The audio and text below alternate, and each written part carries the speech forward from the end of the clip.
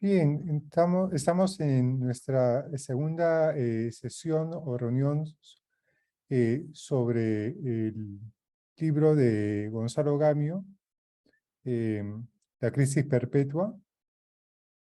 Eh, en la sesión anterior discutimos algunos temas eh, importantes del libro y hoy también vamos a seguir ahondando en algunas cosas y también haciendo algunas preguntas al autor que está aquí con nosotros. Eh, Bien, gracias Gonzalo otra vez por tu presencia en nuestra reunión y no sé si alguien tiene alguna pregunta, algún comentario adicional sobre el libro para iniciar. Sí, Ronald. Me animaré ya que la semana pasada me quedé con esa pregunta y aprovechando también de que uno de los textos que nos convoca tiene que ver nuevamente con la tragedia, Ujú. ¿no? La semana pasada nos habías estado comentando un poco cuál era tu concepción de la razón práctica, ¿no? Basada en la sabiduría trágica y vuelves a traer el tema de la tragedia para hablar un poco de este dilema, ¿no? Que fue el de la elección entre, ¿no? Castillo y Keiko. Pero un poco al margen de ese evento, lo que quería preguntarte era un poco cómo estabas pensando tú que puede entenderse la idea de razón práctica mediante digamos, el dilema trágico. Lo que yo normalmente entiendo, pero de repente aquí podrás corregirme tú, es que la tragedia siempre tiene como, eh, digamos, la lección que trae la tragedia es un poco la limitación, ¿no? La limitación eh, de la sabiduría en general, ¿no? Ujú. De nuestra condición.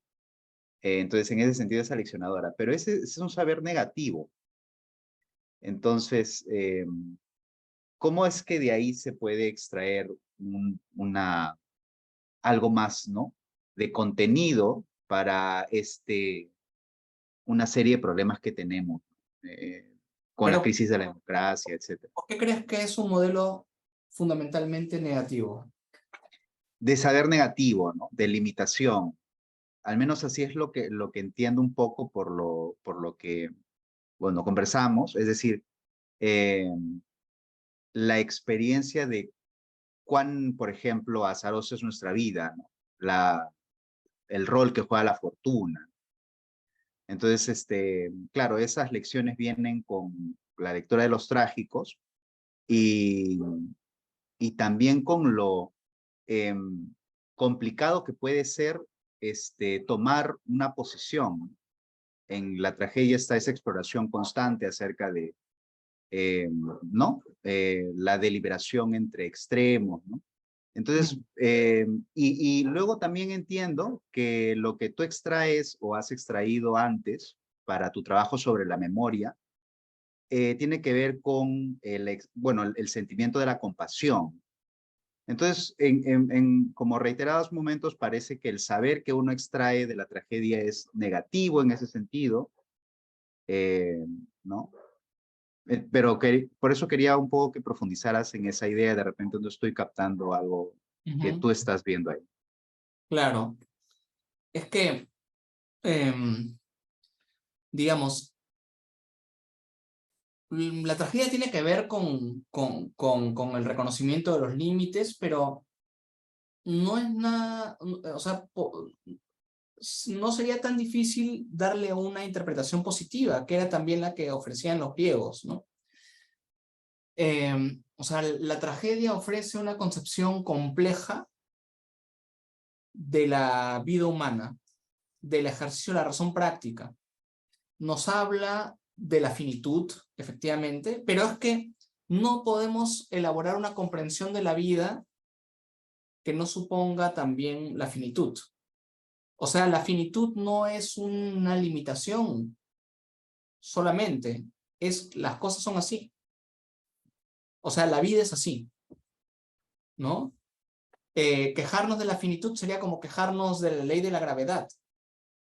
Entonces, así es la vida. O sea, tenemos que, digamos que la vida humana supone ciertas condiciones que hay que tomar en serio para poder afrontar lúcidamente el curso de la vida, sus conflictos, ¿no?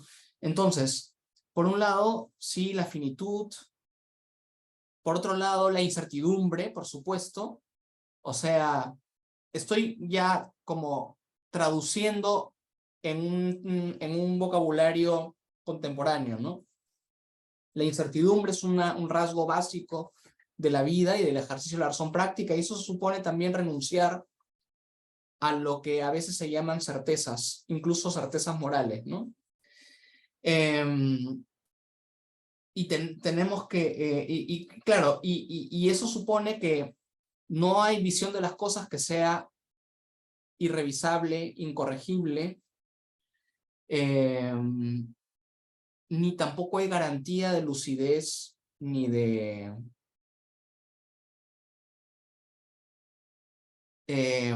digamos, éxito, a falta de mejor palabra, éxito. No, es una palabra que no me gusta nada, pero no quiero usar eficacia, sino logro, ¿no? Logro, bienestar, felicidad, no hay garantía de eso. Y que a menudo tenemos que enfrentar conflictos ético-políticos de largo alcance. Y no solamente son conflictos entre el bien y el mal, sino también entre el bien y el bien, entre el mal y el mal. Esos son los más importantes. No hay un algoritmo ético que nos ayude a resolver eso. O sea, ni el utilitarismo, ni el imperativo categórico. Claro, eso no lo sabían los antiguos, aunque lo del utilitarismo sí, de alguna forma, porque los sofistas ya planteaban ponderar mayor o menor cantidades de placer, ¿no?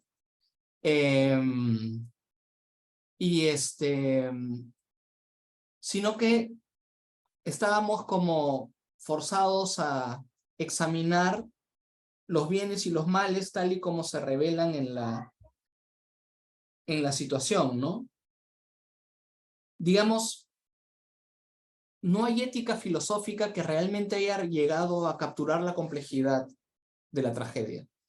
Quien más se ha acercado es Aristóteles, pero tampoco, ¿no? ¿No? O sea, el que más se ha acercado es Aristóteles, pero tampoco, porque Aristóteles no deja de... Sí, pues hay un elemento de idealización ahí, pero residual, ¿no? Entonces, y bueno, esto del pacémata macémata, que es muy importante, ¿no? El aprendizaje a través del sufrimiento, pero esto tampoco debe ser entendido en términos negativos. O sea, tiene un lado negativo ineludible, porque, claro, es el sufrimiento, ¿no? Pero no es que buscamos el sufrimiento. Cualquiera que pueda comprender la vida sabe que el sufrimiento no hay que buscarlo, el sufrimiento aparece. Y aparece de diversas formas y bajo diferentes grados, incluso situaciones de ansiedad o situaciones de tristeza o de apremio frente a determinadas situaciones cotidianas, también reporta cierto sufrimiento, ¿no? Entonces, si el sufrimiento no lo podemos erradicar de la vida, por lo menos que podamos aprender de él y que nos ayude a crecer. Esa es un poco la idea. O sea, en muchas tragedias, por supuesto, hay una dimensión dramática muy poderosa, pero hay también una lectura positiva de la tragedia, ¿no? Ahí yo no puedo evitar una lectura, o sea, yo trato de leer, yo leo las tragedias desde los propios autores. He trabajado muchísimo tiempo y mi ilusión es algún día, cuando esté más maduro, poder escribir un libro que se llame Razón Práctica y Tragedia, ¿no? Pero eso es para más adelante, ¿no? Así cortito, lo que pasa es que me recordó mucho, ¿sabes a qué? A esto que está también en los adagios de Ciro, ¿no? El aprendizaje mediante esta ciencia melancólica, que Sí, es, claro, eso es. ¿no? Que es el proceso de simplemente de desengaño de la razón. Es, digamos, eso es también Hegel. Así es. Entonces, pero eso es un saber negativo, pues por eso Pero te lo también preguntaba. positivo, como Hegel. La negación determinada es constructiva. O sea, la negación de algo te ayuda a dar un paso hacia adelante y construir una visión más compleja y más amplia de la vida. Pero eso Hegel lo toma enteramente de la tragedia. O sea, eso no es una invención hegeliana. Y claro, él lo llama dialéctica por una cuestión de elegancia filosófica. Porque también uno puede leer el símil de la línea en términos de negación determinada. Pero estoy completamente seguro que el principal maestro de Hegel son los trágicos más que Platón y Aristóteles, ¿no? Entonces, eso Hegel lo tomó de la tragedia griega, ¿no? Sí. Gracias. Y claro, en términos filosóficos, yo lo que creo que hay que hacer es, digamos, recuperar eso de Hegel, pero sin la ontología de la necesidad que tiene Hegel,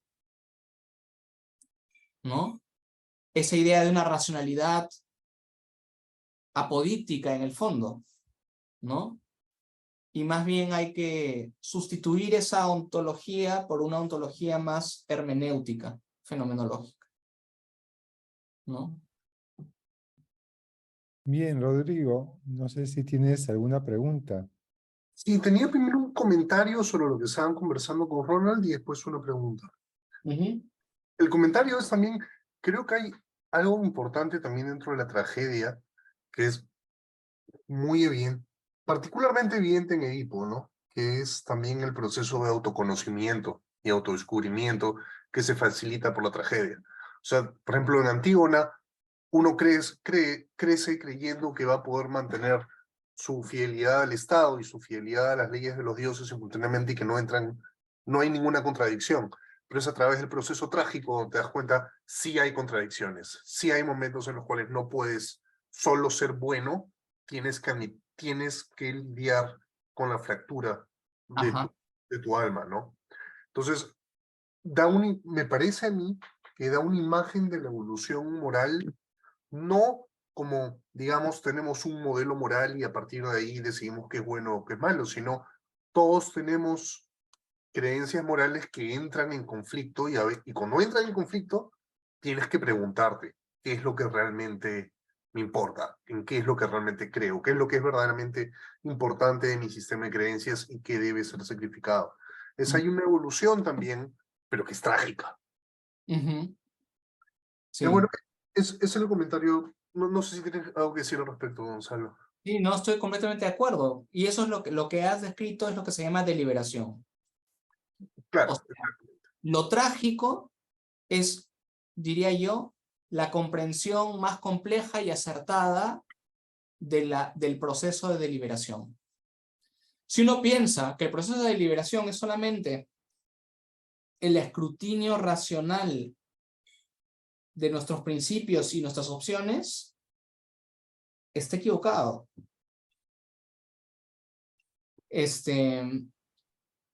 Y yo creo que en eso las tragedias son profundamente pedagógicas, ¿no? O sea, tenemos que explorar el escenario, la realidad, estos elementos de la condición humana que comentábamos, ¿no? Ojo, condición humana, o sea, no naturaleza humana, la condición humana en sentido arentiano, ¿no? Tenemos que también establecer una conexión entre los principios y la argumentación y las emociones, porque no basta con guiarnos por el razonamiento correcto, sino también tenemos que desplegar la emoción que corresponde, ¿no? Entonces hay ahí una lectura compleja de la deliberación que a mí me parece muy importante y que en el caso de las segundas vueltas electorales y en particular de la segunda vuelta última, me parece que ese esquema trágico es filosófica y fenomenológicamente útil, ¿no? Y me parece que, o sea, quizás ese sea pues una de las contribuciones del libro, porque los científicos sociales, o sea, beben de otras teorías, ¿no? En cambio, esta teoría nos puede ayudar al tema del discernimiento de los conflictos trágicos en la política, ¿no? Entonces, esa es una contribución del libro, digamos, ¿no? Hay otras, ¿no? La lectura que se hace de la categoría pueblo también, ahí Sandro me ayudó un montón, conversamos un montón, me presentó a uno de los autores en los que yo me basé también, ¿no? ¿No? Entonces, claro, hay otras contribuciones del texto, ¿no? Pero esa es probablemente la más importante a mi propio juicio, ¿no? Quería ahora sí hacer mi pregunta. En el texto Sí, de claro. Idoneidad, reflexiones sobre meritocracia, democracia y ética pública, Uh-huh. mencionas, o sea, una serie de criterios a favor de la meritocracia con los que estoy de acuerdo, y pones, digamos, el argumento que de aquellos que están en contra de la meritocracia es básicamente una apelación a la inclusión de personas que no necesariamente tienen acceso a ciertos recursos, ¿no? Y abrir, digamos, el panorama a aquellos que en principio nos representan. Me parece que el análisis que haces de eso está muy bien y es muy lúcido, pero creo que hay también otro argumento. Y cuento una anécdota, ¿ya? Cuando estaban ocurriendo las marchas contra Dina, independientemente de la opinión que uno pueda tener sobre las marchas, recuerdo que un amigo mío y su enamorada estaban discutiendo, mi amigo estaba a favor de las marchas y su enamorada estaba en contra. No, no, la enamorada estaba a favor y mi amigo en contra. Y la idea, y estaban discutiendo por qué es que la marcha tenía sentido o no. El argumento de mi amigo es que la misma gente que estaba marchando era la que había votado por Dina en primer lugar, etc. Y ahí su enamorada dijo algo que a mí me chocó mucho, que me dijo, ya, pero independientemente de las ideas que haya de fondo, la pregunta es, ¿con quién estás? ¿Cuál es el grupo de personas al cual estás respaldando? Ajá. Es un poco esta idea de prefiero equivocarme, pero estar con la gente correcta que tener la razón con la gente incorrecta.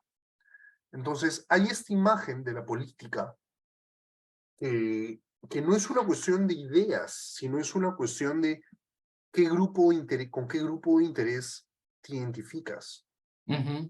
La última sesión, creo que estábamos hablando de qué significa ser de derecha e izquierda, y hice una descripción que en términos teóricos me parece perfectamente adecuada, pero más de una vez he escuchado a alguien de izquierda que decir, no, izquierda es que te preocupas por la gente del pueblo. Esa es la definición para ellos, es con qué grupo humano reside tu lealtad, independientemente de las diferencias teóricas o no.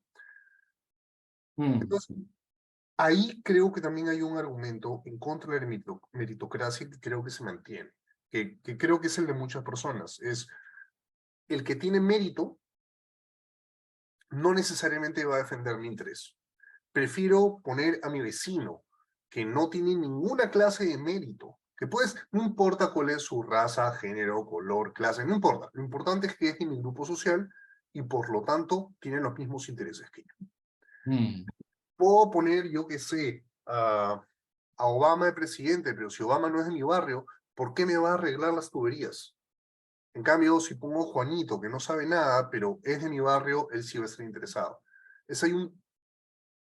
Creo que también, bueno, es eso, no sé qué opinas al respecto.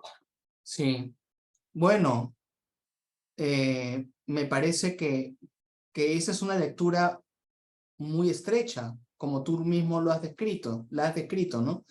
Y me parece que en parte el descalabro que hemos vivido desde julio del 2021 y seguimos viviendo en términos de la destrucción de la meritocracia tiene que ver con esa lectura. O sea, el gobierno de Castillo, bajo el gobierno Castillo, se ponía como ministros, como viceministros, como directores, a gente que o era del sindicato magisterial, o era afín al partido o a los partidos que habían apoyado, o era compadre o paisano de Castillo, ¿no? Y claro, o sea, ¿cuán fácil es destruir el aparato del Estado o debilitarlo considerablemente o herirlo de esa manera, ¿no? Si algo hemos aprendido de la transición democrática que empezó con Paniagua en adelante, es que debíamos designar funcionarios públicos que tuviesen algún tipo de conocimiento de su materia. Y en parte, digamos, el bienestar que hemos vivido entre el año 2001 y el 2019, por supuesto hay otros factores que tienen que ver con los precios de los minerales, etc. Pero en parte el bienestar, muchas veces un bienestar engañoso, muchas veces un bienestar, yo más que engañoso diría insuficiente, porque había también una irresponsabilidad en la gestión estatal, que era la de no redistribuir, ¿no? Que es una cosa muy grave. Pero el bienestar macroeconómico, digamos, que vivimos y la estabilidad que vivimos tenía que ver con el cumplimiento, al menos parcial, de ciertas exigencias meritocráticas.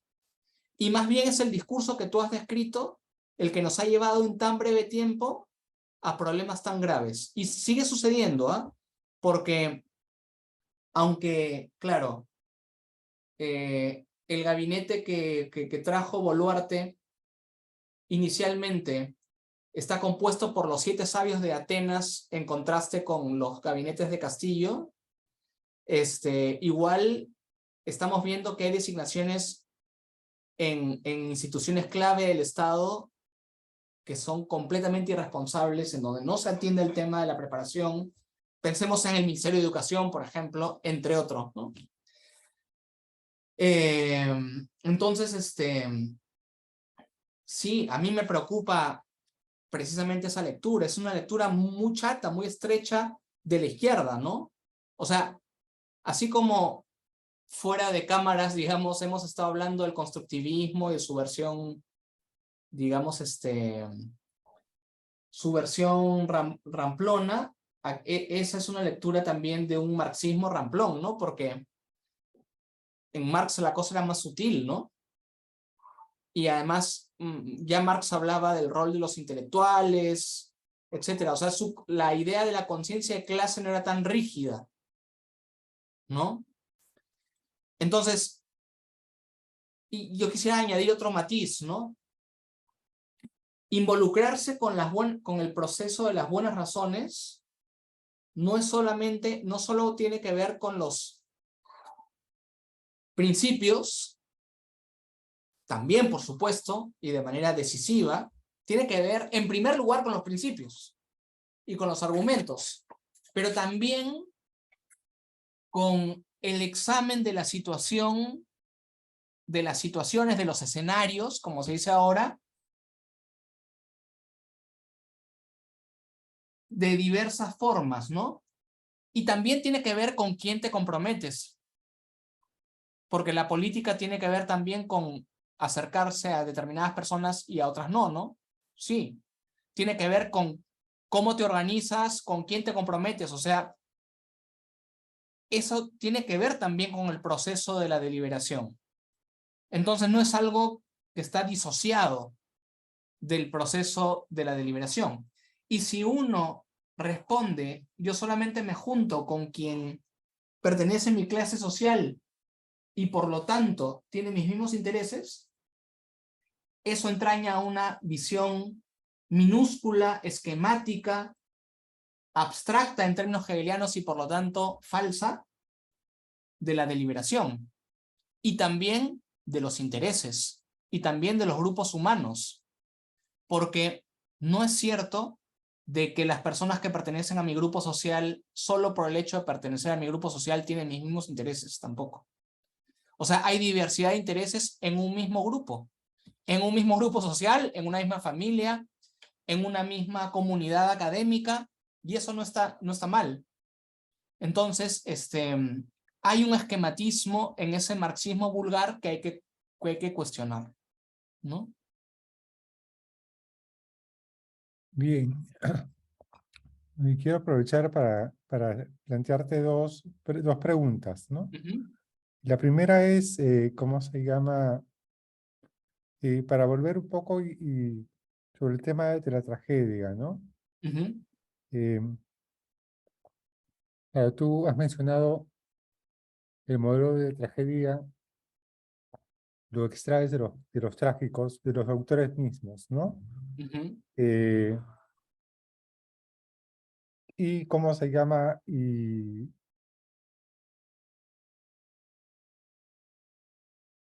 también cómo se llama, has mencionado que parcialmente de Aristóteles y de Hegel, ¿no? Entonces, la pregunta es la siguiente, ¿no? Es una pregunta que va en dos etapas, ¿no? Digamos, la primera es, ¿crees que el trabajo de Nietzsche sobre el tema de la tragedia tiene algo importante que decirnos? En el sentido de que de repente no es, digamos, Nietzsche no explora, digamos, exactamente a los trágicos mismos, sino que presenta una interpretación, ¿no? sobre la historia de la filosofía a la luz del origen de la tragedia, ¿no? Y Esa es en la cierto primera modo, pregunta. sí, y la segunda parte de esa primera pregunta es, en Shakespeare también hay una exploración de la tragedia.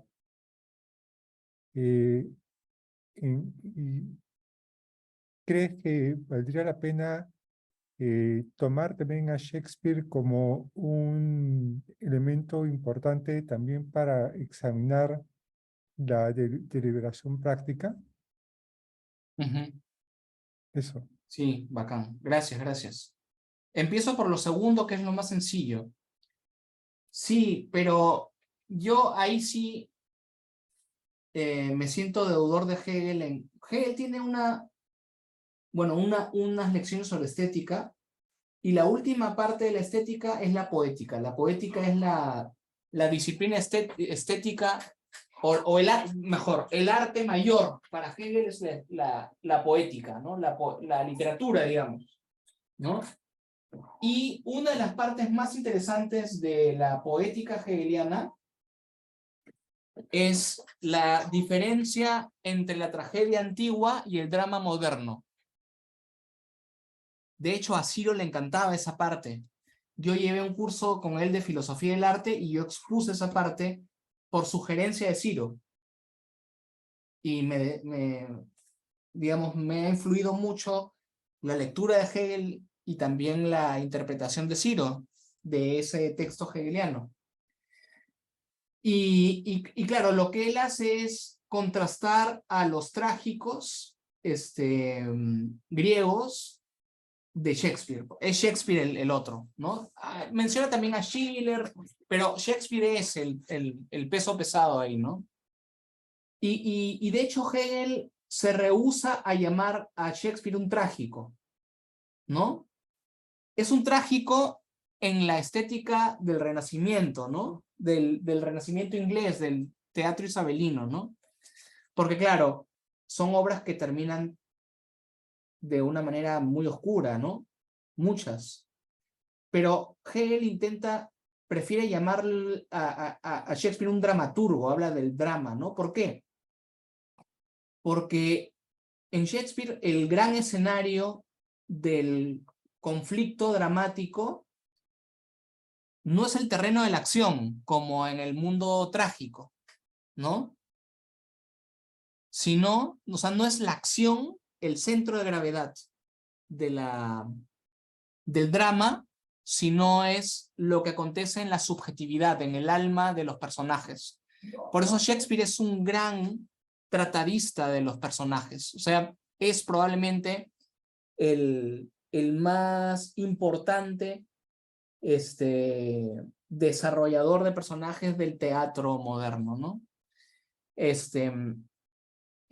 Claro, Shakespeare no está en este libro mío, pero está en el anterior, en La construcción de la ciudadanía. Hay un capítulo en donde Shakespeare está ahí fuerte, sobre todo Ricardo II, ¿no?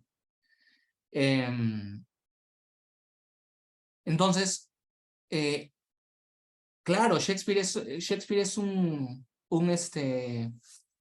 gran fuente de inspiración también al pensamiento ético, pero yo no lo llamaría trágico en el sentido que lo estamos discutiendo ahora, ¿no? Ronald también tiene un texto bien bacán sobre Shakespeare y Kant y Taylor, ¿no? Sí, yo creo que ahí hay algo bien interesante porque, perdón que interrumpa, lo que pasa es de que hay un componente cómico y Shakespeare escribe tragedias luego de haber escrito buena parte de sus comedias. Viene de la comedia. Y siempre hay un personaje cómico en los dramas, o sea, incluso, Bien. ¿no? Claro. Entonces, hay una cosa ahí bien interesante, que yo creo que es algo, bueno, a Ciro le parecía que era una cosa que se refracta de la experiencia de la modernidad, ¿no? Y que nos dice mucho de la modernidad, ¿no? Claro, Pero, claro, en ese sentido, no es tragedia como la clásica, pero yo creo que hay algo ahí también, ¿no? O sea, sí. sí. Sí. O sea, de hecho, la comedia griega es la primera exploración de una cierta subjetividad, porque de hecho el poder satirizar ya supone un trabajo reflexivo hondo. Y ya estás atacando la personalidad, ¿no? También, ¿no? Y claro, en Shakespeare, incluso en los dramas más fuertes, por ahí, por ejemplo, estoy pensando en Hamlet y en Los Enterradores y todos los comentarios que hacen sobre lo que sucede en Dinamarca y en Inglaterra. También hablan de Inglaterra, ¿no? Y hablan de, sí, que el príncipe Hamlet está loco. Debería irse a Inglaterra porque todos están locos allá. O sea, hay esa visión, claro, es más moderna porque supone también una toma de distancia frente a la situación que es oscura, ¿no? En los griegos no es así, ¿no? Entonces sí, Shakespeare aporta, pero digamos, ya en un sentido diferente, que yo llamaría dramático y no trágico, ¿no? También. Y sobre la pregunta de Nietzsche, bueno, Nietzsche es un gran autor.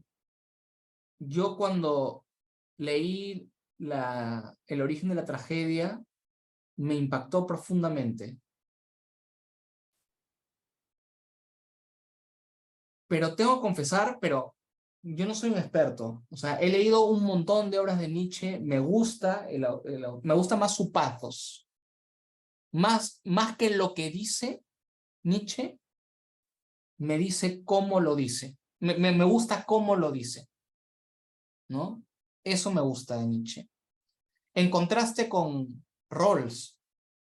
Me gusta lo que dice Rawls, pero no me gusta cómo lo dice. Me gusta lo que dice Kant, pero no me gusta cómo lo dice, ¿no? En cambio, Hegel para mí sí es un equilibrio entre la forma y el contenido, ¿no? Y otros autores que me gustan mucho, ¿no? Pero, Nietzsche o sea, me impactó muchísimo, ¿no? Pero tengo que confesar de que su lectura de la tragedia me parece que es más un diagnóstico de la situación de la filosofía y de la cultura occidental que una lectura de la tragedia griega. Es curioso porque Nietzsche es de formación filólogo, ¿no? Pero la verdad es que digamos que mi lectura de la tragedia no es nietzscheana, porque, bueno, no directamente, aunque claro, hay que huir de esas lecturas un poco estereotipadas de Nietzsche, ¿no? Por ejemplo, una lectura típica estereotipada es que él defiende a Dionisos y ataca a Apolo. ¿Quién dice, no? Para Nietzsche, los dos son los dos elementos de una unidad que hay que tratar de encarnar, ¿no? Sí, pero los análisis de Hegel de la tragedia me parecen que están más ajustados, por ejemplo, a la tragedia que los de Nietzsche, ¿no? O sea, Nietzsche me parece grandilocuente, me parece conmovedor.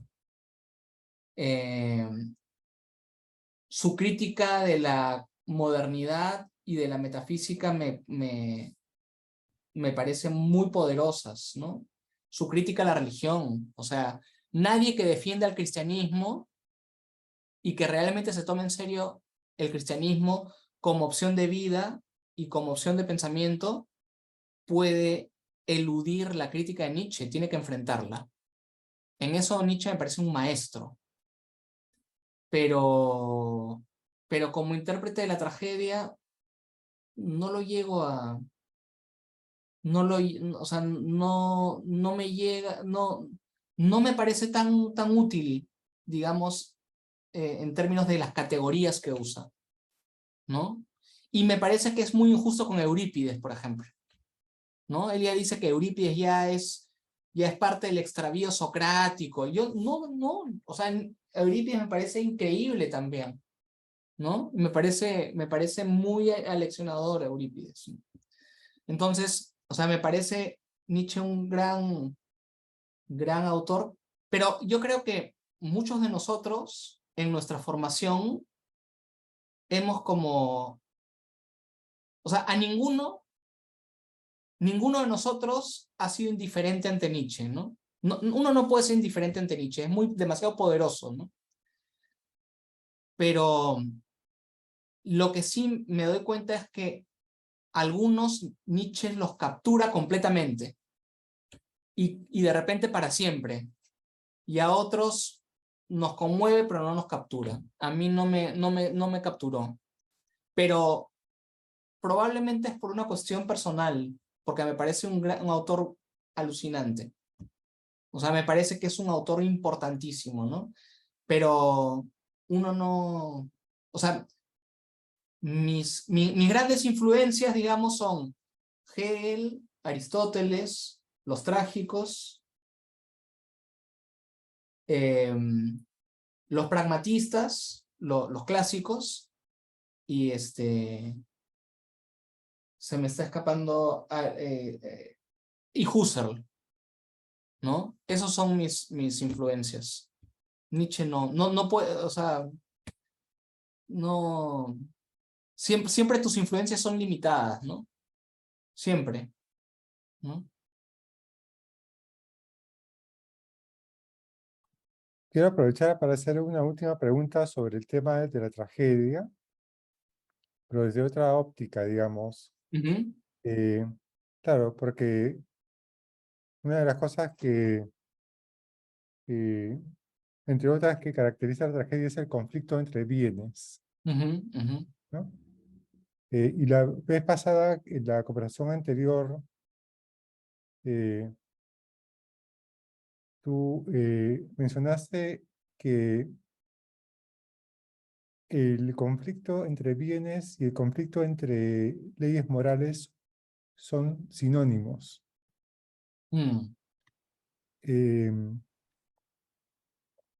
Claro, eso va en dirección a decir, claro, ¿cómo se llama? Kant, que es uno de los que articula, digamos, la moral, el pensamiento moral a la luz de las leyes morales, no tiene, digamos, un sentido trágico de la vida, ¿no? Pero la pregunta queda todavía allí picando, ¿no? Digamos, en el aire, que es, uno puede considerar que una ley moral es un bien o es una cosa de naturaleza diferente. Esa es la pregunta, digamos. Porque si es lo mismo, digamos, claro, obviamente parece ser que es mejor, digamos, caminar con Aristóteles que caminar con Kant. Pero si son cosas diferentes, podría tener sentido caminar con Kant y también con Aristóteles. A eso me refiero, ¿no? Sí, ¿Cuál es tu apreciación al respecto? claro. Mi apreciación filosófica más detallada es que cuando yo dije, o sea, yo lo que intenté decir es, cuando hablamos de conflictos entre bienes, en la, digamos, en la terminología de un kantiano, lo más cercano sería un conflicto entre leyes morales, ¿no? Ahora, para un aristotélico o un pensador neoclásico, digamos, para abarcar tanto a Aristóteles como a otros autores griegos, los bienes implican principios generales, pero no solamente principios generales, ¿no? O sea, digamos, el corazón, la columna vertebral de los bienes son los principios, porque son las razones que nos llevan a considerar que esos son bienes y que son dignos de ser elegidos. Pero también para ellos tenemos que considerar las mediaciones, ¿no? O sea, todo ese esclarecimiento situacional. Lo que para un aristotélico es la premisa menor del juicio deliberativo, ¿no? Entonces, claro, un aristotélico diría que los kantianos hacen digamos, un estupendo análisis, pero se quedan en la premisa mayor y no consideran la premisa menor, por lo menos en la teoría kantiana ortodoxa, ¿no? Eso es lo que dirían los aristotélicos, ¿no? Ahora, en ese sentido, digamos, cuando hablamos de bienes, hablamos de más que leyes morales, ¿no?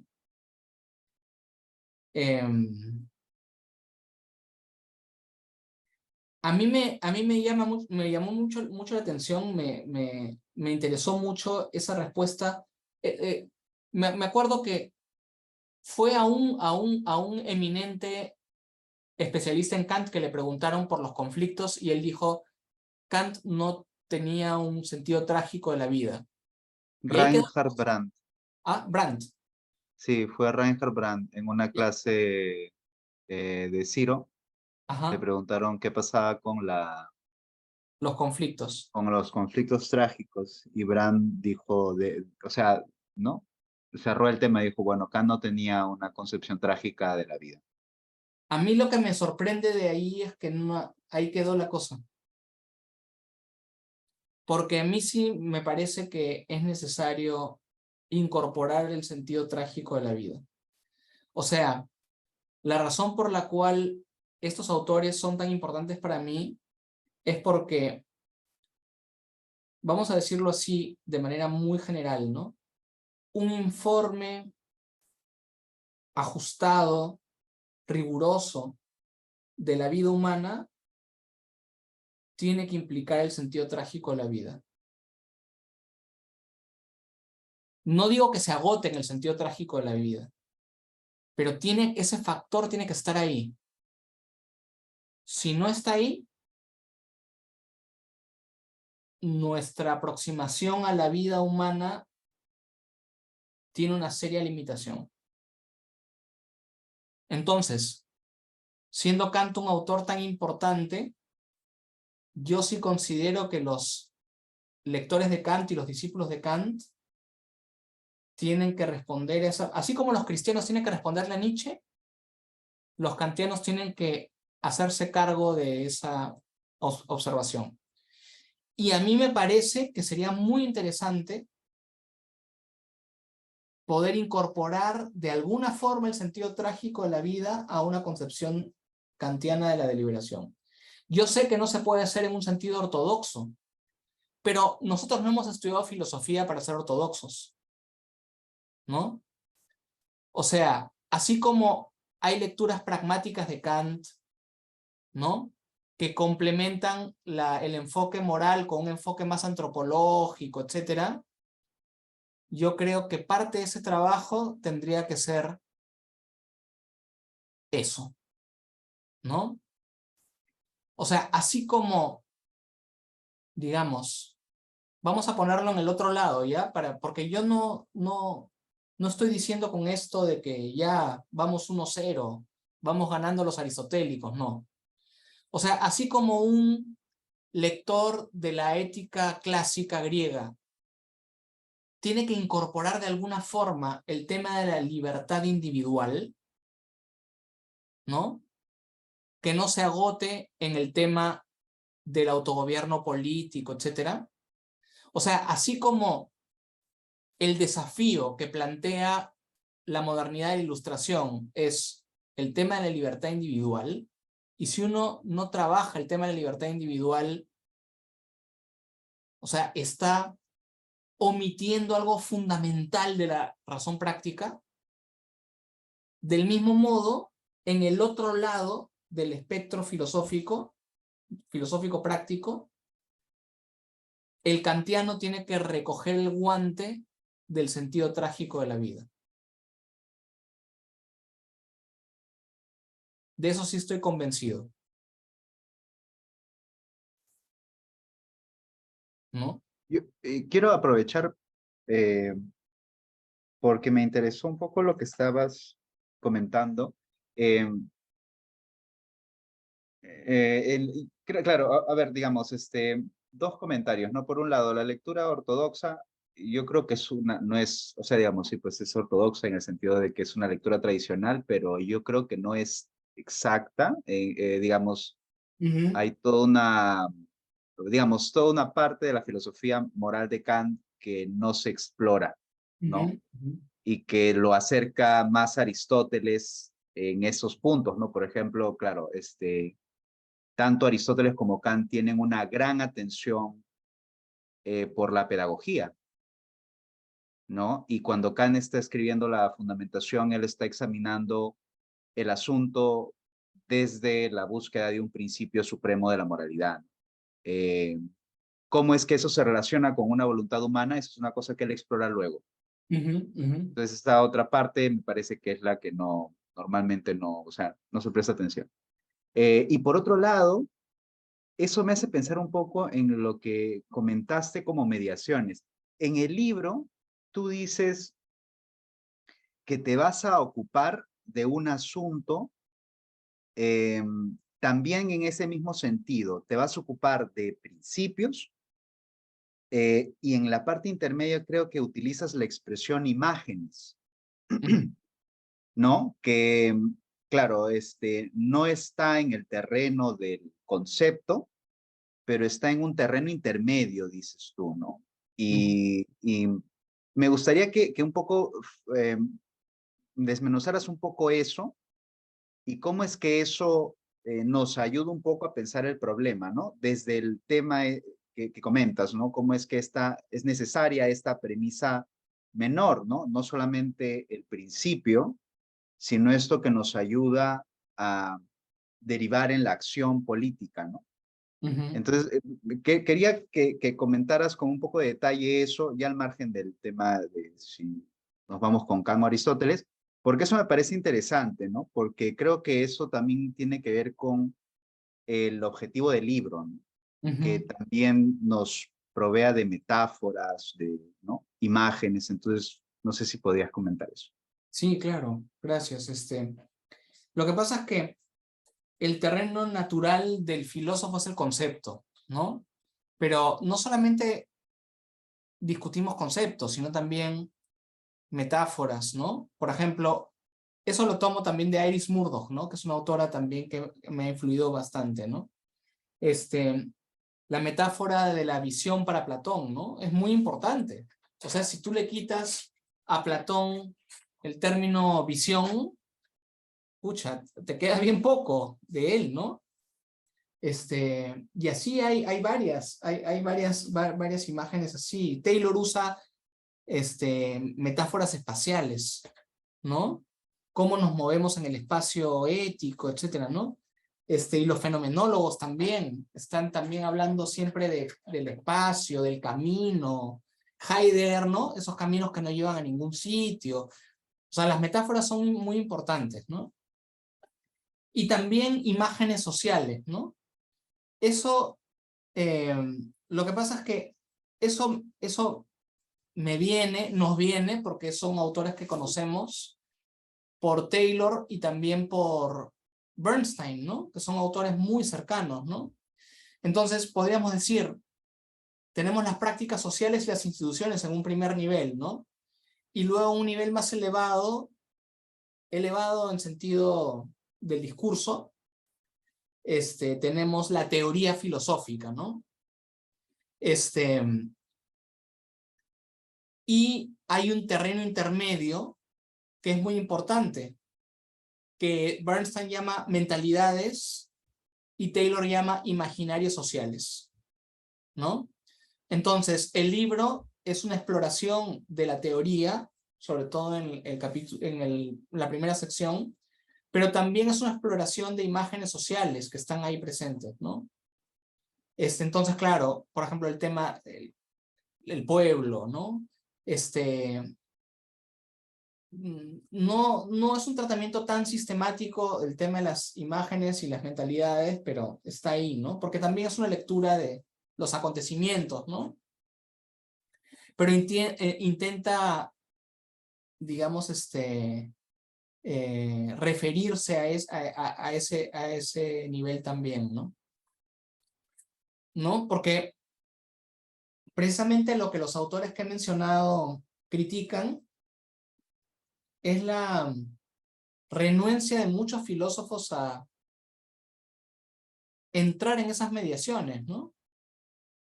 O sea, por ejemplo, el primer Rawls es fundamentalmente un examinador de los principios, ¿no? Incluso el segundo también, ¿ah? Claro, es un poco ahí más flexible, más, ¿no? Pero igual está tratando de extraer principios, ¿no? Es su trabajo más fuerte, ¿no? Y yo creo que un trabajo muy importante para nosotros es meternos en ese terreno medio, ¿no? Es muy importante. Porque además, sin ese trabajo no tenemos de dónde dialogar con los ciudadanos, ¿no? ¿No? Y tampoco cómo contribuir a la acción de los ciudadanos, ¿no? Tampoco. Bien, Ángel. Sí, buenas noches con todos, disculpen la tardanza. Buenas noches, Gonzalo. Yo quiero en primer lugar felicitarte, Gonzalo, por este excelente texto, bastante crítico, reflexivo y provocador, muy propicio para este contexto. Y quisiera hacer un comentario y algunas preguntas en torno a un tema que a mí me interesa, que es parte de mi tesis doctoral, que es el campo educativo. De hecho, una de las grandes tragedias educativas en general, y también de la educación moral en particular en nuestro país, pues tiene que ver con, digamos, con las exclusiones y permanentes exclusiones y desigualdades en el acceso a la educación. No solamente los culturalmente diferentes, sino también aquellos que son económicamente insolventes. Es una realidad histórico-social en nuestro país y que lanza una primera pregunta, ¿no? Abrumadora. ¿Cómo es que hemos llegado a esta situación trágica en nuestro país? Yo veo, claro, en tu propuesta, ahí tú tienes un punto dedicado precisamente a la educación moral y me parece una excelente propuesta, ¿no? Porque en realidad nos ofreces allí toda una metodología o la pedagogía deliberativa precisamente para que la educación pueda lograr sus fines, que es desarrollar pues las capacidades, ¿no? Entendidas estas como libertades y derechos. Parece muy interesante, muy bien logrado la propuesta que haces, bastante sintetizada, lo has explicado muy bien en ese texto, pero como creo que esto se refiere y esto ayuda muchísimo a aquellos que ya tienen el acceso a la educación. Entonces, definitivamente una educación moral tiene que pasar por esta propuesta deliberativa y creo que esto es una buena forma también de entender por qué el fracaso de la educación en valores en nuestro país, y no solo en nuestro país, en América Latina, precisamente no solo por el conservadurismo que conlleva, sino también por haber ignorado la capacidad deliberativa del sujeto. Entonces creo que esto es muy importante, pero mi pregunta va más allá en relación a lo que te dije al inicio, con aquellos que no acceden a la educación, que esto es un problema social, histórico y político, obviamente política moral también, ¿no? Entonces, por eso te preguntaba, ¿cómo hemos llegado a esta situación? Y repito, la propuesta que nos haces es muy interesante, yo la subrayo, de hecho la firmo, la defiendo también, pero es para los que ya tienen acceso a la educación. Entonces la pregunta es, ¿cómo nosotros podemos lograr una educación más justa? ¿Cómo hacer para que la educación sea justa en el sentido de que eh, las mayorías puedan acceder, ¿no?, a ese bien social, moral que es la educación? De hecho, Rawls tiene ya una estrategia, ya conocemos la propuesta rawlsiana, pero creo que en nuestro país necesitamos, creo que afrontar un problema que es mucho más serio, ¿no?, que es esta estructura injusta de la sociedad, del cual Ciro siempre ha reflexionado al respecto, y que hace pues precisamente que la educación termine reproduciendo esas desigualdades y esas exclusiones en nuestro país. Entonces, la pregunta es bastante ambiciosa, porque lo que quiero decir es que sí, es necesaria esta propuesta de una educación moral basada en la deliberación, por supuesto que sí, pero creo que no es suficiente.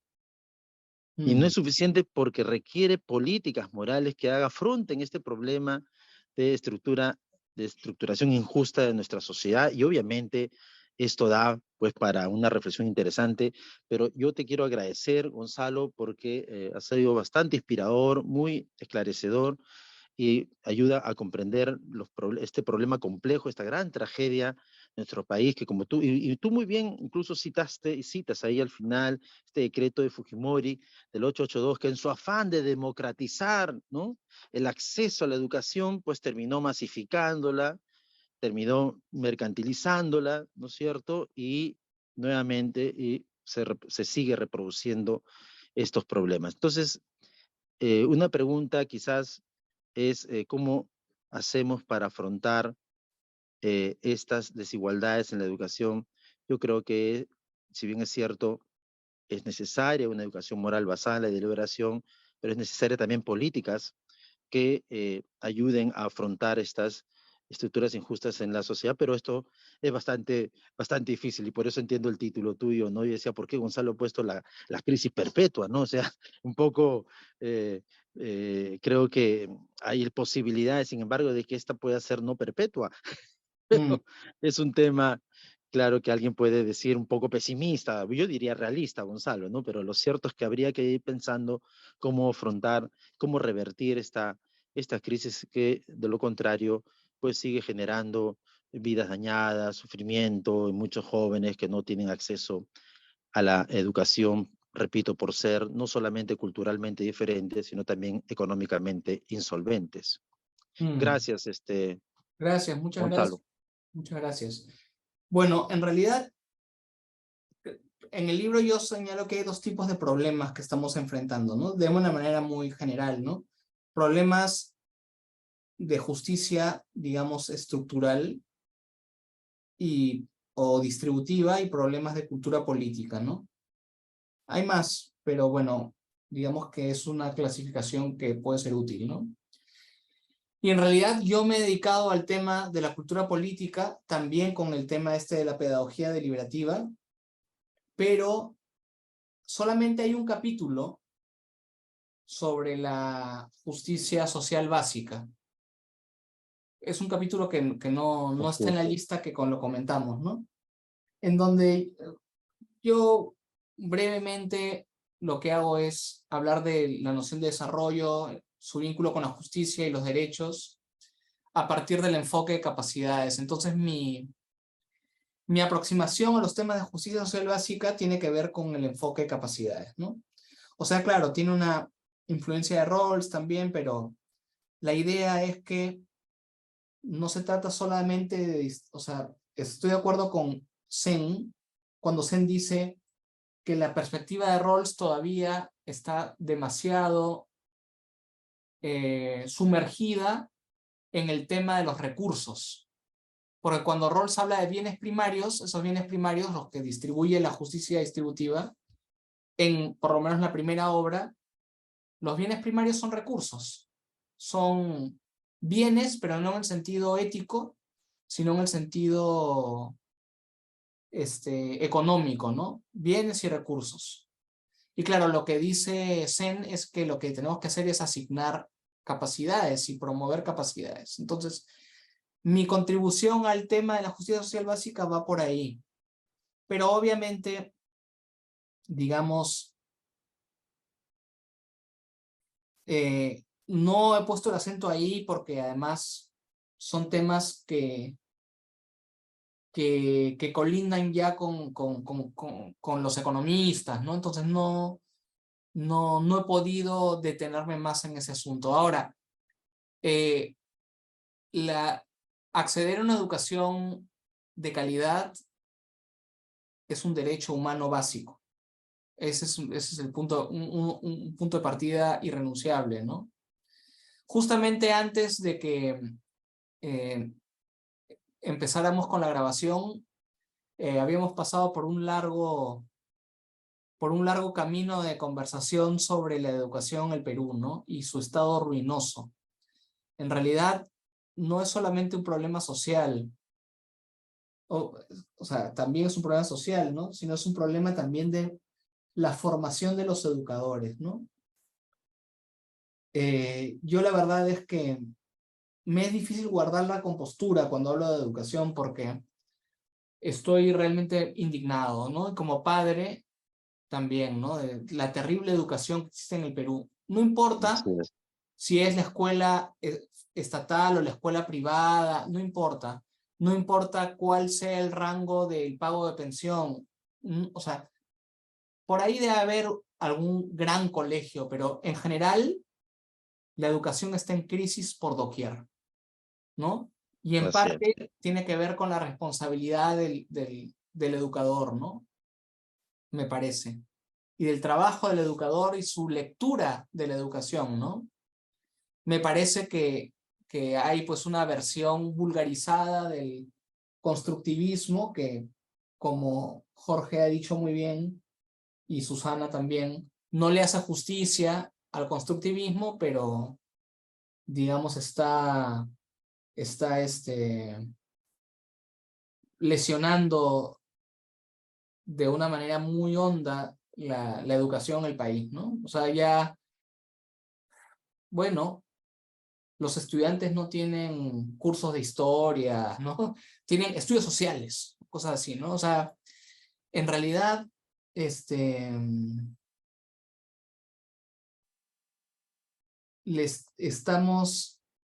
nuestros jóvenes pierden herramientas para aproximarse a la realidad, para examinar sus vidas, para imaginar otras vidas, para ponerse en el lugar de otras personas.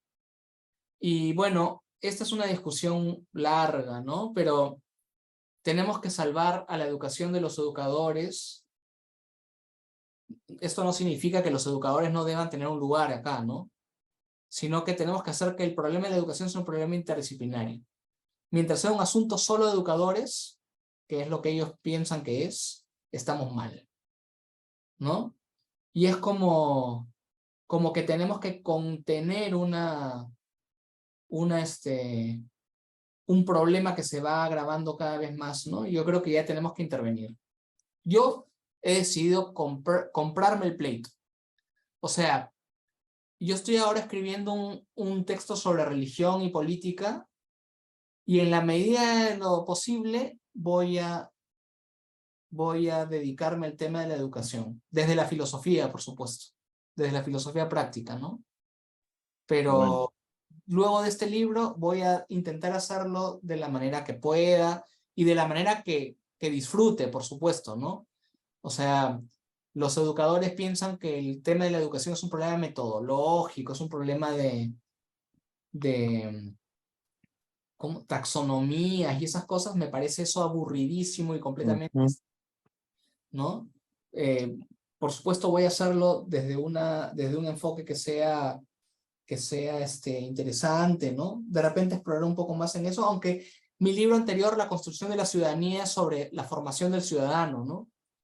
Pero Ujú. voy a meterme en ese tema porque ya me harté, porque realmente estoy fastidiado, ¿no? Mm, Y hay que hacer algo, ¿no? Bueno, a qué ver, bueno, Gonzalo. Gonzalo, ¿cómo se llama? De pronto, para aprovechar un poco más este tema, no sé si podrías eh, presentar un poco, claro, cuáles son eh, cuáles serían estos supuestos principios que está siguiendo esta llamada educación constructivista. Mm, Eh, Teniendo en cuenta de que, como bien has señalado, de constructivismo de Piaget o de Rawls o de Kant o de cualquier otro, no tiene nada, digamos. tiene nada que ver. No tiene nada que ver, ¿no? No tiene nada. Eh, pero ¿cuáles serían los principios o las reglas básicas de esa supuesta educación constructivista? Sí, mira, hasta donde tengo entendido a partir de los talleres que he recibido, porque además a veces incluso nos han obligado a participar, ¿no? La idea que tienen, ya Jorge nos corregirá, ¿no? Como digo, no es un diagnóstico sobre el constructivismo, sino es la versión vulgarizada que los educadores nos transmiten, ¿no?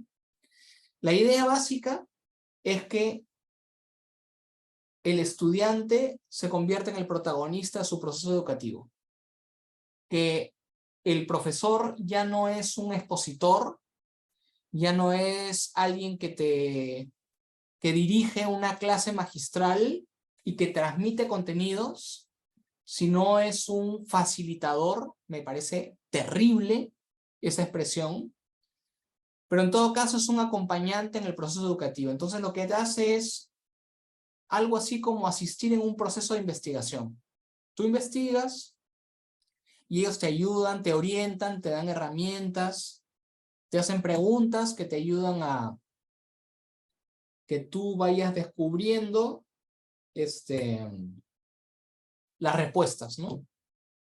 Y eso en principio no suena mal, ¿no? Como yo digo en ese texto que está en el libro, me parece muy bien que el estudiante sea protagonista de su proceso, pero no comparto la excitación de la sorpresa, de la novedad, porque eso es precisamente lo que Sócrates decía, ¿no?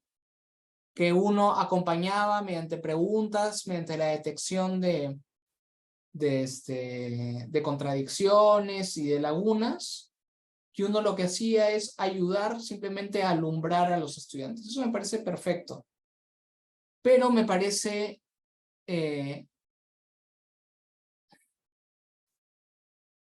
completamente impreciso, porque no te dan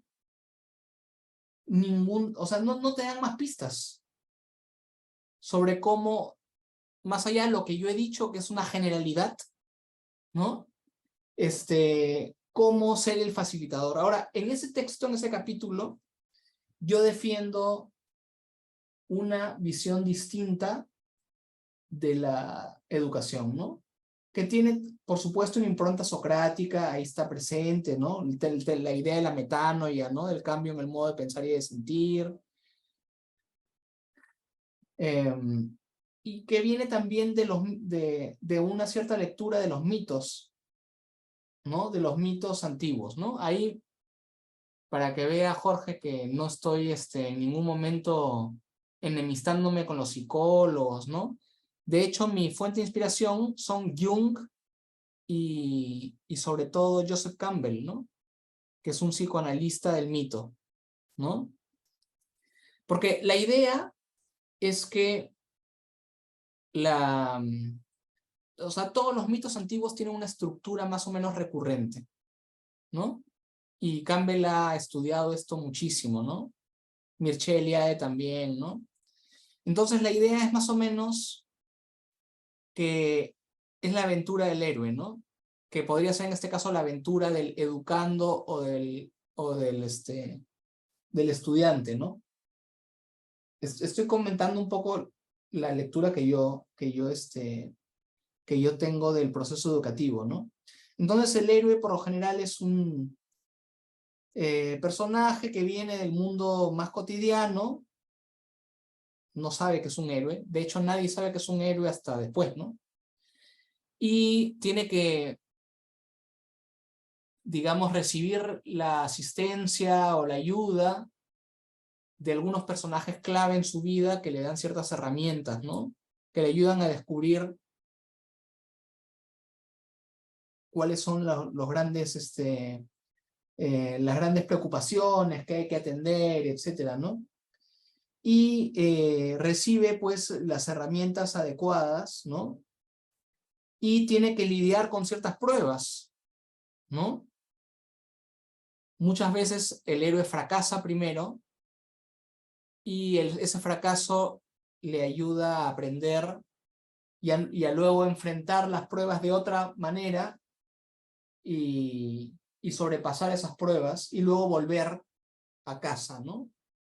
Generalmente con algo, ¿no? El Santo Grial, el vellocino de oro, etcétera, ¿no? Entonces, claro, la idea es que el proceso educativo en este registro, esto suena, por supuesto, muy sencillo, porque los mitos también son muy sencillos, ¿no? Y la idea es que si usamos esta analogía mítica con el proceso educativo y el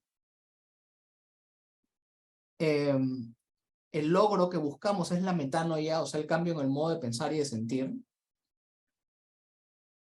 efectivamente el maestro es un acompañante, pero no es un facilitador en absoluto. De hecho, no tenemos nada que facilitar, ¿no? O sea, y esto está conectado también con el sentido trágico de la vida. O sea, a nadie tenemos que resolver los problemas. Más bien lo que tenemos que hacer como educadores es mostrar ciertas herramientas, ciertos argumentos, ciertas historias, ciertas metáforas, ciertas imágenes y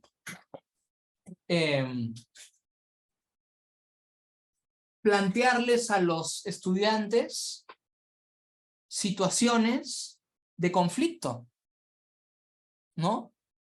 Por supuesto, limitadas, contenidas, depende del grado de madurez del estudiante, para que el estudiante pueda enfrentar estos conflictos usando las herramientas que ha recibido, ¿no? Incluso el afrontamiento de estos conflictos puede ser un criterio, no el único, pero un criterio para poder elegir ciertas herramientas en lugar de otras. ¿Me dejo entender? Entonces, claro, toda esta retórica del facilitador se va extinguiendo, ¿no? Bajo esa luz, ¿no?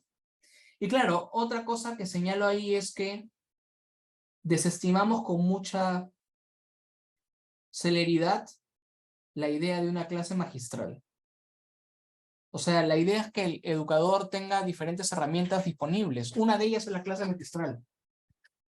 El problema es que los educadores no tienen idea sobre cómo hacer una clase magistral. O sea, realmente el terreno de la educación en el Perú lo veo completamente, digamos, destrozado. Desde todo punto de vista, desde el punto de vista metodológico, desde el punto de vista del contenido, ¿no? Recuerdo yo que estaba escuchando una clase de Íñigo sobre los griegos por Zoom. Yo estaba a su costado y el profesor le decía que para entender la mentalidad de los griegos, él les recomendaba ver la película 300. Es una película que yo aprecio, a mí me gusta, pero es la actuación de un cómic, no de la historia, ¿no? En absoluto. O sea, y ya en un momento le dije, mira, le dije a Íñigo, le pasé un papel y le dije, pregúntale qué es la Hélade. Y ustedes saben que la Hélade es una categoría muy básica en el mundo griego, ¿no? Porque no había una cultura griega ni una nación griega, sino que había una suerte de unidad cultural de todas las ciudades-estado, que era la Hélade, y que se encarnaba en el panteón olímpico y el idioma griego. Entonces Íñigo primero no quería, ¿no? Preguntarle, y lo presionó un poquito y le preguntó, profesor, una pregunta, ¿qué es la Hélade? Y el profesor dijo, no, eso tiene que ver con la Liga de Delios, eso lo vamos a ver más adelante. La Liga de Delios es una alianza coyuntural que los atenienses y los espartanos celebraron para enfrentar las guerras médicas. Entonces, digamos, ese es el nivel. Pero hay otro asunto también bastante trágico en el sentido patético, no en el sentido griego, en la situación de la educación en el Perú, ¿no? Yo hace algunas cuantas semanas fui jurado de una tesis de ciencia política, de maestría, sobre la educación ciudadana, precisamente, en donde se analizaban los textos de educación ciudadana, ¿no? Y la pregunta era si había un modelo, si estos textos seguían un modelo liberal, un modelo comunitarista, un modelo republicano, etc. Cualquiera de ustedes se hubiese sobresaltado un poco porque, bueno, esos modelos pues encierran unas simplificaciones bastante discutibles, ¿no? Y yo me dediqué parte de mi comentario a eso. Pero lo que me pareció más grave es el análisis de los textos. O sea, la tesis estaba muy bien, salió con sobresaliente, a pesar de las observaciones. Y era una persona que estaba dispuesta a digerir las críticas, incluso las más duras. Pero leía algunos pasajes de los textos de formación ciudadana. Y, por ejemplo, uno podía dejar constancia de que cuando en esos textos se hablaba de sociedad civil, el concepto de sociedad civil estaba errado. Por ejemplo, los partidos políticos estaban dentro de la sociedad civil, las empresas también.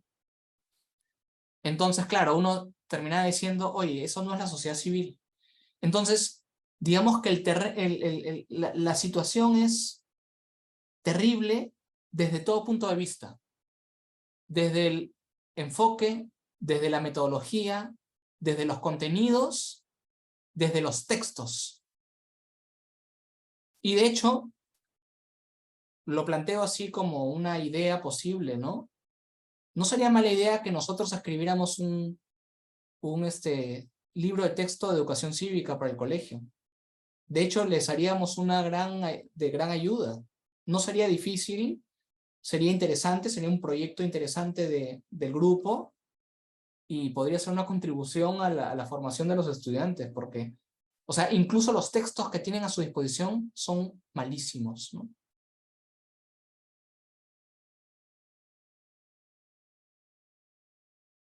Gonzalo, yo como broma te iba a decir que te siento enemistado con los psicólogos, pero muy amigo de los psicoanalistas, Ah, porque sí, lo que has mencionado los psicoanalistas, claro. son psicoanalistas y no psicólogos. Sí, no, yo me llevo bien con todo el mundo, no hay problema.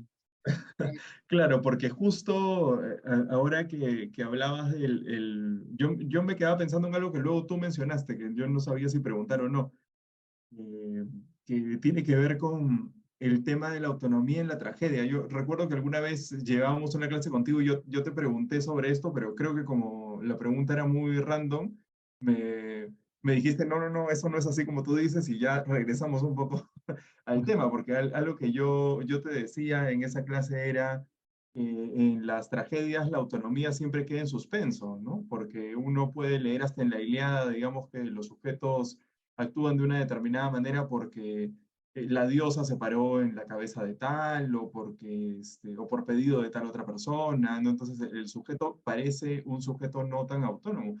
Y vinculo eso con la crítica que hace sobre la educación porque me parece que eso es justamente lo que los educadores no han entendido.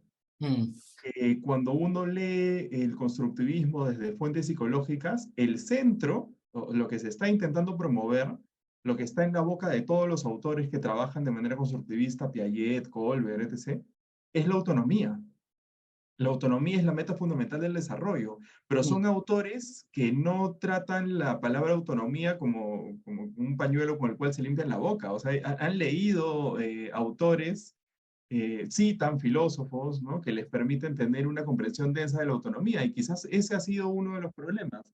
mm, Muchos educadores han leído estos autores, primero de fuente secundaria, y luego sin tener los fundamentos filosóficos que los autores como Piaget y Kohlberg sí leyeron antes de escribir sus textos, ¿no? Y ya, o sea, me parece que el constructivismo mal entendido tiene un poco de culpa, pero hay otros factores, por ejemplo, el aprendizaje por competencias, que es un nuevo modelo.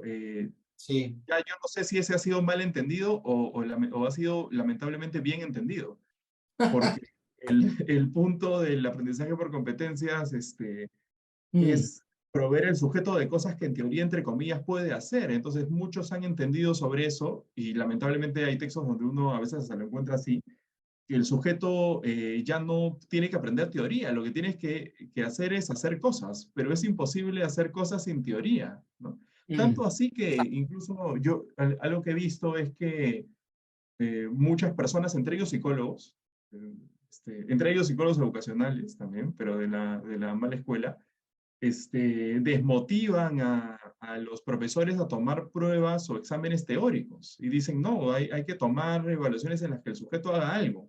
Pero claro, ¿cómo le pedimos que haga algo sin antes haber evaluado si realmente domina o comprende la teoría? ¿No? mm, Y ya luego esto se juntó con el tercer enemigo, que es el neoliberalismo en la educación, que lo que hace es pedirle a las universidades que tengan sujetos que sean útiles para el mercado y la productividad, ¿no? Y claro, una persona sumamente crítica no es muy útil para el mercado y la productividad. Yo creo que esto lo hemos hablado con Ronald y con Alessandro un montón de veces, ¿no? Entonces, claro, cuando de pronto la universidad recibe el diagnóstico de los alumnos de la Católica están saliendo muy críticos, van a las empresas y critican mucho, le ven tres pies al gato, andan intentando que las cosas no funcionen como funcionan, no se unen masivamente a la meta que la institución ya ha presentado.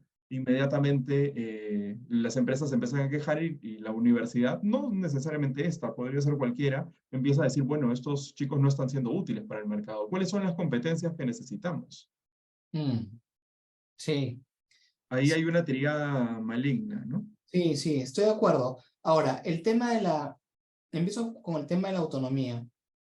Es paradójico que la educación peruana persiga la autonomía cuando el aula es uno de los espacios más autoritarios que hay, ¿no? El aula escolar, ¿no? Porque en el aula escolar la autoridad mayor no es la del argumento, que es la que debería ser, la del mejor argumento, sino la autoridad, la voz del profesor, ¿no? Ahora, si somos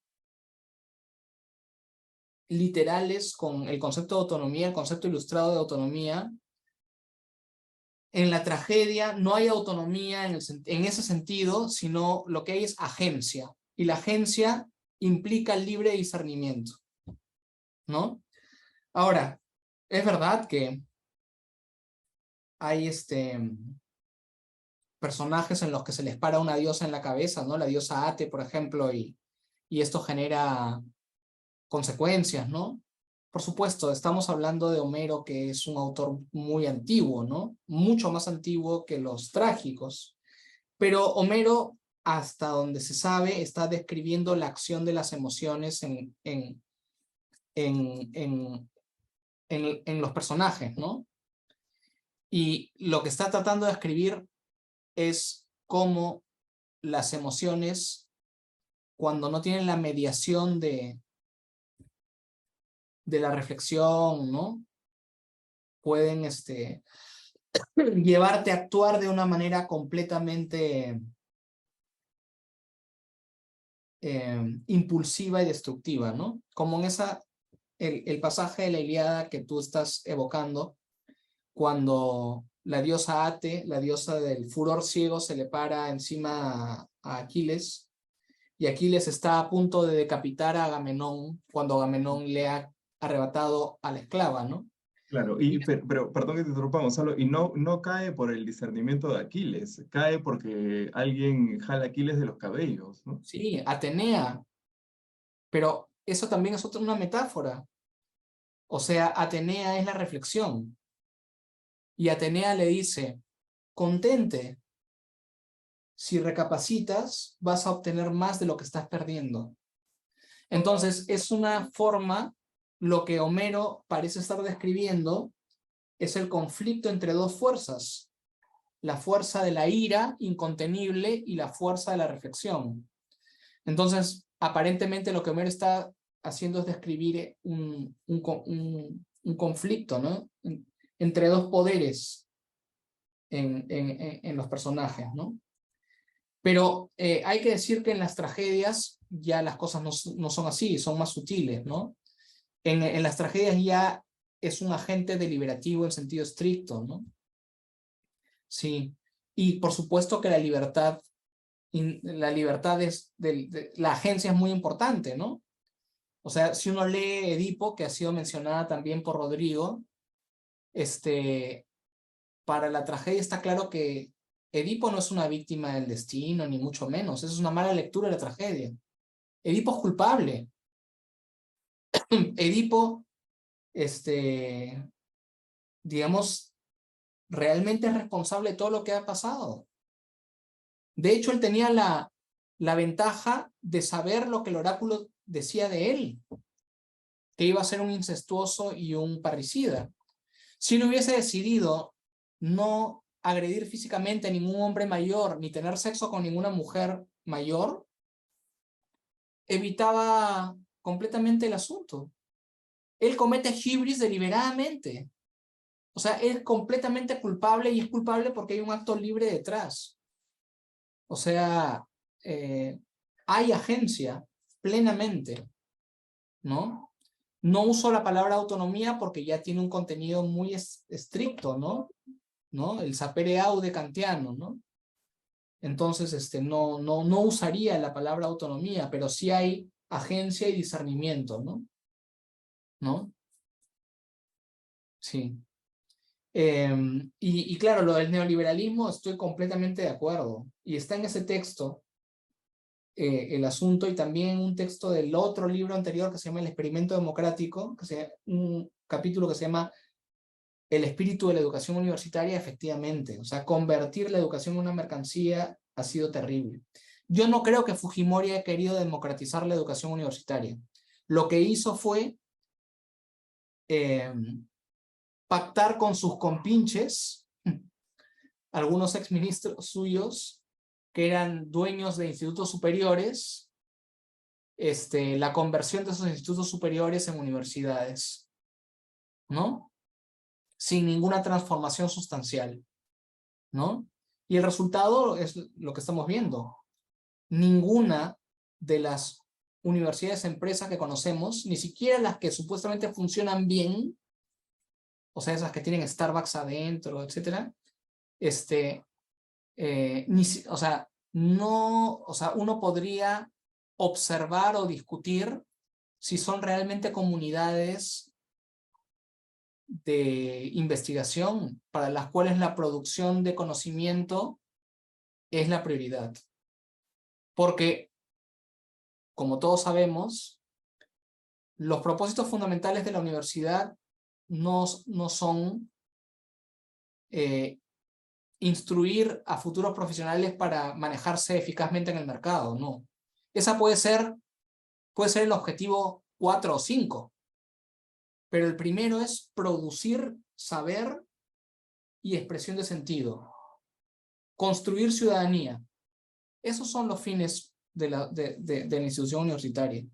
Y después, la capacitación profesional, ¿no? Entonces, cuando decimos que la meta de la universidad es formar profesionales para el mercado, estamos confundiendo la universidad con un instituto superior técnico, ¿no? Y eso es una batalla que también tenemos que seguir librando. Porque ese formato empresarial de universidad es el que nos ha llevado a lo que estamos viviendo y a cómo los dueños de esas universidades han formado lobbies para destruir la SUNEDU, por ejemplo.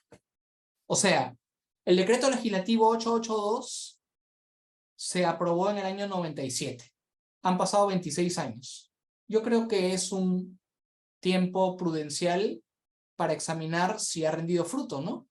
Porque los grandes defensores de ese decreto decían que la competencia económica iba a incrementar la calidad académica universitaria.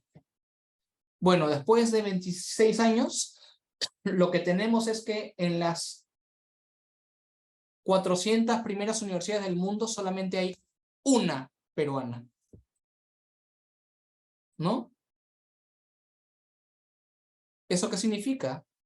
Que 26 años de competencia económica en el espacio universitario no han supuesto crecimiento académico, sino al contrario, han proliferado las universidades de estafa, ¿no?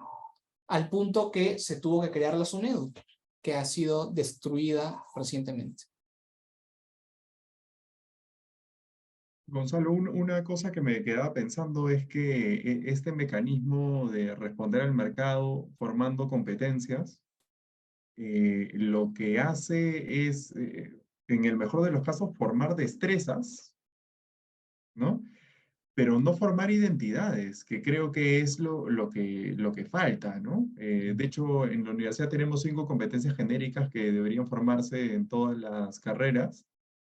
Y lo discutíamos el otro día en un conversatorio porque hay una competencia que es la competencia ética. Y la competencia ética hace ruido entre las otras, porque ahí tú te das cuenta que ¿cuáles son las otras competencias? Por ejemplo, comunicación, comunicarte correctamente de manera oral y escrita, por ejemplo. Pero claro, para la formación de la competencia ética hace falta la formación de una identidad. Sí, claro. Y la identidad no se va a poder formar o no se forma, digamos, promoviendo competencias específicas, ¿no? Entonces, claro, ante la ausencia de contenidos y ante la ausencia de textos que hagan reflexionar a los alumnos sobre cuál es el sentido de la vida, cuál es el objetivo de la vida humana, ¿no? También tenemos estudiantes en la universidad que no logran formar una identidad.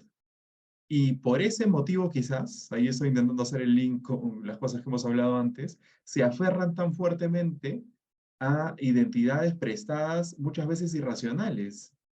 Y eso genera dicotomías en la sociedad, porque alguien dice, no, yo ya soy de izquierda o soy de derecha, quizás sin entender mucho de qué trata, ¿no? y les cuesta mucho salir de eso, por más que vean barbaridades en la derecha o en la izquierda. Y es que quizás ante una formación identitaria tan vacía, se aferran a lo que pueden. Y se aferran con tanta fuerza porque lo que queda es el vacío. Si es Sí, que no se aferran a eso, no hay nada. Pero claro, es que quizás fueron a la universidad, lo que hicieron fue desarrollar destrezas, pero no tuvieron la experiencia de discernimiento, de lectura, de profundización que les hubiera permitido generar una identidad eh, con la cual puedan manejarse mejor políticamente, ¿no? Esa es la idea que me queda, digamos, de lo que hemos estado hablando, ¿no? claro. Y hay que decir que pensar es un hacer también, ¿no? Pensar es un hacer. Ahora que decías que pensar, que plantear competencias es plantear en actividades, pero el pensar es una actividad, pero no has considerado una actividad, ¿no? Y claro, el juicio crítico es fundamental, ¿no? Pero claro, para una mentalidad basada en el mercado, acá estaba buscando una cita de Huxley de Un Mundo Feliz, ¿no? Para algunos lugares, pues, la libertad es la libertad, la capacidad de agencia es la libertad para hacer una clavija redonda en un agujero cuadrado, ¿no? Y efectivamente, o sea, una universidad cumple sus objetivos si examinamos, por ejemplo, qué rol tiene el mercado en la sociedad, si realmente debemos pensar que el mercado es toda la sociedad y no solamente una parte. ¿Quién cuestiona el mercado? Si la función de la universidad es instruir a individuos competentes en el mercado, nadie entonces discute si el mercado es un espacio importante en el cual vivir o no, ¿no? Sí, yo creo que hay que discutir ese tipo de enfoques, ¿no? O sea, en realidad, yo soy un poco gruñón con esto, ¿no? Pero el enfoque basado en competencias, para lo único que sirve es para que cada semestre que viene tengas que hacer tu sílabo nuevamente. Nada más. En realidad tendríamos que pensar de otra forma. El enfoque de capacidades de Zen, por ejemplo, es una buena herramienta, ¿no? La lista de capacidades de Nussbaum. De ahí puede brotar un modelo educativo interesante, ¿no? Ahora que decías, perdón, una cosita pequeña nada más, ahora que decías que pensar también es una actividad, claro, en el enfoque por competencias, también ponen cosas que tengan que ver con pensar, por ejemplo, reflexionar, ¿no? En la taxonomía de Bloom, ahora también hablas de taxonomías, uno de los niveles más altos es analiza, reflexiona, ¿no? Pero claro, ya llevados a la práctica, o resultan forzados o resultan vacíos, ¿no? Porque en realidad la reflexión, esto me acuerdo que también alguna vez lo discutíamos con Ronald y Alessandro, no puede surgir de la nada y a veces cuando está tan cuadriculado pareciera que queremos que surja de la nada, ¿no? Por ejemplo, yo sabía de un curso donde los alumnos recibían una nota y se les pedía luego de recibirla reflexionar, que escriban su reflexión sobre el resultado que habían tenido, ¿no? Pero claro, es algo muy forzado, porque quizás a alguien le fue genial y no tiene nada que reflexionar al respecto, Sí, o no claro. quiere reflexionar en ese momento. Quizás los más provistos a reflexionar fueron a los que les fue mal, porque la reflexión es un producto también de un momento crítico en el que uno vive. Pero claro, si la reflexión es un paso estandarizado, que es un poco a lo que va el asunto, eh, o el análisis es también un paso estandarizado, entonces al final terminamos no solamente no haciendo esas cosas que son importantes, sino pervirtiéndolas, que es aún peor, porque la gente se lleva la idea de que reflexionar es una cosa mecánica. Claro, bueno, reflexión viene de reflejo y eso supone una experiencia previa de todas maneras, ¿no? Es un reflejo Mm, intelectual sobre algo, ¿no? Sí, claro. sí, yo lo que quería comentar es que a mí lo que me parece también sintomático, pero también lo mencionas en un capítulo del libro, es que hay un invierno ético y político, ¿no? Y cuando te ocupas del político dices, claro, los espacios que, digamos, ¿no? De donde salen las ideas políticas, en donde se forman las propuestas es en los partidos políticos. Eso no hay nada. No hay nada. Y tampoco salen de las universidades, No. digamos, ahora, ¿no? Entonces, claro, es muy sintomático porque los chicos en la universidad llegan con muy pobre cultura. No saben nada, pero además, ¿no? Hay como mucho desinterés y eso tiene que ver con la situación de la educación, pues, ¿no? Entonces, yo creo que es como se va encadenando el problema, ¿no? Y Sí, terminamos en esta situación, pues, ¿no? En donde, claro, está claro que lo que necesitamos es que los ciudadanos participen políticamente, pero eso también supone la, ¿no? Ideación de salidas. Todo eso está, pues, ¿no? claro, No hay, supone no hay nada. que los partidos tengan una oferta razonable en la que nosotros podamos, desde la cual nosotros podamos elegir. No hay forma. Sí, lo que has dicho es correcto. No hay espacio para las ideas. Acabo de escribir un artículo, lo he enviado a Polemos sobre eso. No hay espacio para las ideas. La cultura es adorno o es superchería, ¿no? Es terrible. Pero bueno, no hay que rendirnos al pesimismo, hay que luchar nomás.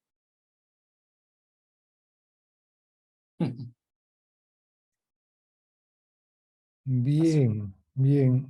Bueno, podríamos seguir debatiendo porque el libro también abarca varios, digamos, eh, toca, digamos, ¿no? Se conecta con varios temas los- que siempre han sido preocupación de nosotros en diferentes espacios, ¿no?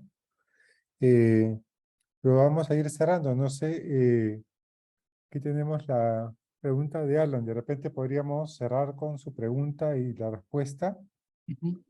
para no abusar del tiempo de todos. ¿Ok? Sí, algo muy concreto nomás, ya que se mencionaba lo del decreto que se aprobó durante el Fujimorato y cómo esto ha impactado en la educación.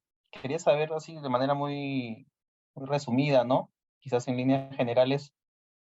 Entonces, asumimos que el problema de la educación viene desde antes de Fujimori, porque yo quería saber más o menos cómo evaluaba quizás Gonzalo el impacto que tuvo el Fujimorato en todas las esferas de la sociedad, todos los aspectos, todos los ámbitos de la sociedad, a raíz de algunas entrevistas que estuve leyendo sobre la sociedad post-Fujimori, ¿no?